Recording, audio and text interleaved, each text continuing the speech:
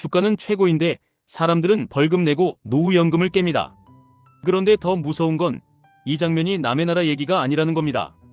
QLD, TQQQ로 불장을 타고 싶은 마음이 올라오는 순간 동시에 누군가는 노후를 찢어서 이번 달 월세를 냅니다.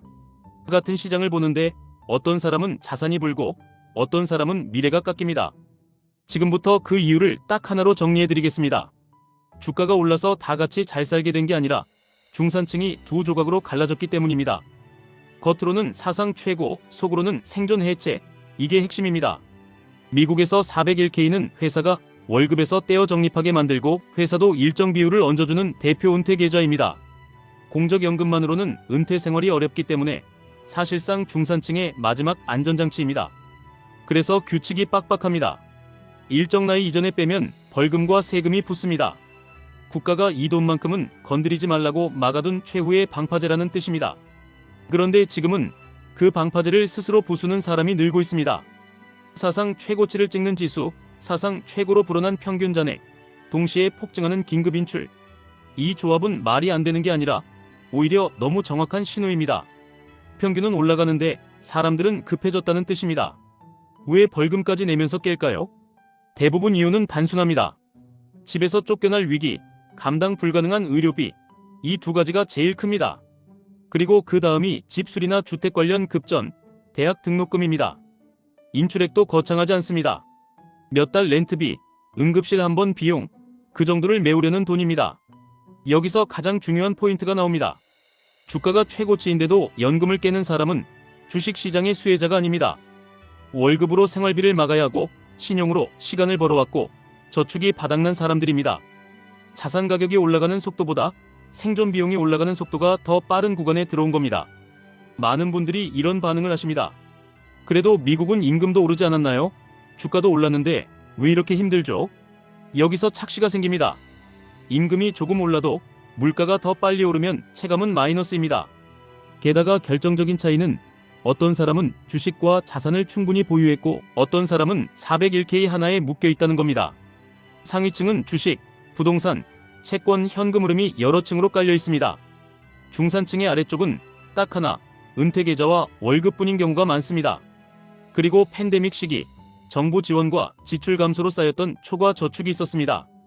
그때는 버틸 수 있었습니다. 그 돈이 바닥나는 순간부터 카드로 메우고 카드가 막히면 연금을 깨는 흐름이 시작됩니다. 이건 의지의 문제가 아니라 구조의 문제입니다. 여기에 또 하나의 폭탄이 있습니다. 신용이 줄어드는 순간입니다. 사람들은 신용을 싫어하지만 중산층의 현실에서 신용은 생존 완충제 역할을 합니다. 갑자기 큰 돈이 필요할 때 월급날까지 시간을 벌어주는 장치입니다. 그 장치가 규제나 경기 변화로 급격히 좁아지면 다음 순서는 뻔합니다. 마지막 안전판인 은퇴 계좌를 손대게 됩니다. 이게 바로 사상 최고 주가와 벌금 내고 연금 깨기가 동시에 존재하는 이유입니다. 시장 전체가 좋아 보여도 가계의 바닥은 동시에 무너질 수 있습니다. 그리고 이 현상은 미국만의 특이 케이스가 아닙니다. 어떤 나라든 자산 가격이 빨리 오르고 생활비가 빠르게 오르고 신용이 팽창했다가 수축하면 똑같이 벌어집니다. 자, 이제 QLD, TQQQ 얘기로 자연스럽게 넘어가겠습니다. 왜 요즘 사람들이 QLD, TQQQ를 검색할까요? 단순합니다. 월급으로는 숨은 쉬어도 인생이 안 바뀌기 때문입니다. 열심히 일해서 1년에 몇 % 더 받는다고 해서 집값과 물가와 교육비를 따라잡기 어렵다고 느끼기 때문입니다. 그래서 사람들은 한 방이 아니라 속도를 찾습니다. 그 속도를 대표하는 게 나스닥 100 레버리지 상품인 QLD, TQQQ입니다. 하지만 여기서 함정이 시작됩니다. QLD, TQQQ가 위험해서가 아닙니다. 위험은 알고 들어갑니다.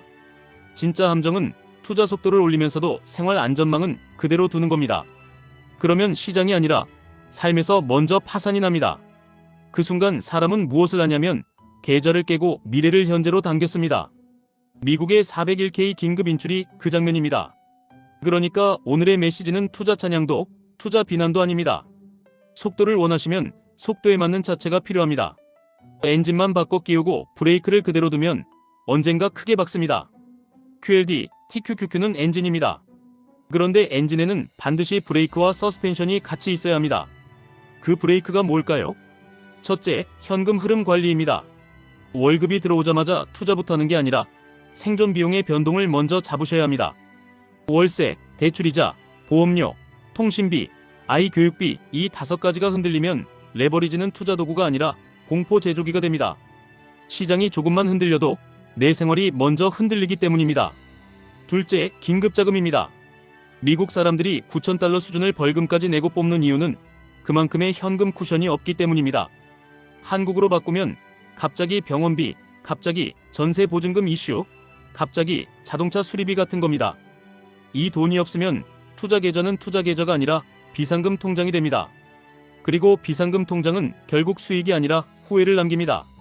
셋째, 레버리지의 규칙입니다. QLD, TQQQ를 하시려면 매수 규칙보다 더 중요한 게 매도 규칙입니다.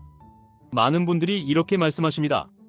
길게 가면 결국 우상향 아닌가요? 맞습니다. 다만 그 과정에서 버틸 수 있는 구조가 있어야 우상향을 내 것으로 만듭니다. 레버리지는 변동성이 커서 같은 우상향이어도 중간에 멘탈이 먼저 박살나는 경우가 많습니다. 그래서 규칙이 필요합니다. 예를 들어 이런 식입니다.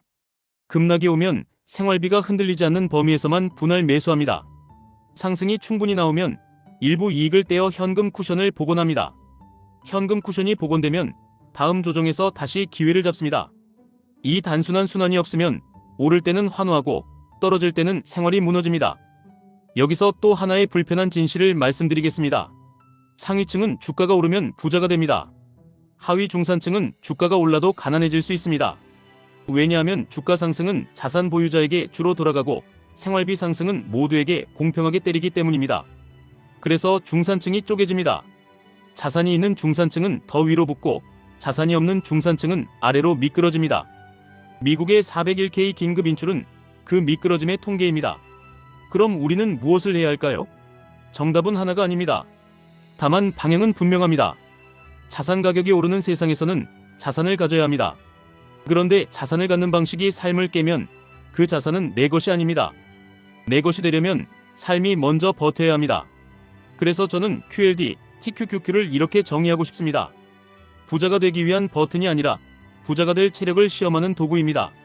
체력이 있으면 가속이 되고 체력이 없으면 부상이 됩니다. 많이들 이렇게 물어보십니다. 그럼 지금 QLD, TQQQ 사도 되나요? 이 질문은 타이밍 질문처럼 보이지만 사실은 구조 질문입니다. 지금 사도 되는 사람은 떨어져도 생활이 안 흔들리는 사람입니다.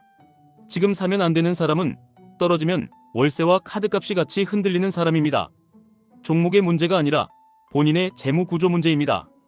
또 이런 질문도 나옵니다. 연금은 절대 깨면 안 되는 거 아닌가요? 원칙은 그렇습니다. 하지만 사람이 원칙을 어길 때는 원칙을 몰라서가 아니라 당장 오늘이 무너져서입니다. 그래서 우리는 원칙을 외치기 전에 오늘이 무너지지 않게 만드는 장치를 만들어야 합니다. 그 장치가 긴급자금이고 지출 구조 조정이고 보험과 리스크 관리입니다. 마지막으로 아주 현실적인 질문이 있습니다. 그럼 레버리지는 결국 부자들만 하는 건가요? 아닙니다. 다만 레버리지를 하는 순간 나는 투자자가 아니라 운영자가 됩니다. 내 계좌를 운영하고 내 현금 흐름을 운영하고 내 멘탈을 운영해야 합니다. 운영을 하지 않으면 시장이 아니라 내 생활이 나를 강제 청산합니다. 미국의 연금 긴급 인출이 그 장면입니다. 오늘 이야기의 결론은 이겁니다. 사상 최고치는 모두에게 축제가 아닙니다. 누군가에겐 기록이고 누군가에겐 경고입니다. 그리고 그 경고는 숫자보다 더 정직한 곳에서 나옵니다. 벌금 내고 연금을 깨는 사람들, 이들이 늘어나는 순간 우리는 경제의 균열이 어디인지 정확히 보게 됩니다. 그래서 QLD, TQQQ를 고민하신다면 딱 한 가지만 먼저 점검하시면 됩니다. 내가 지금 시장과 싸우는지, 내 생활과 싸우는지. 생활과 싸우는 중이라면 레버리지는 해결책이 아니라 상처를 키울 수 있습니다. 생활이 안정되어 있다면 레버리지는 속도를 붙이는 도구가 될 수 있습니다. 핵심은 종목이 아니라 당신의 구조입니다. 지금까지 1분 투자 하이젠버그였습니다.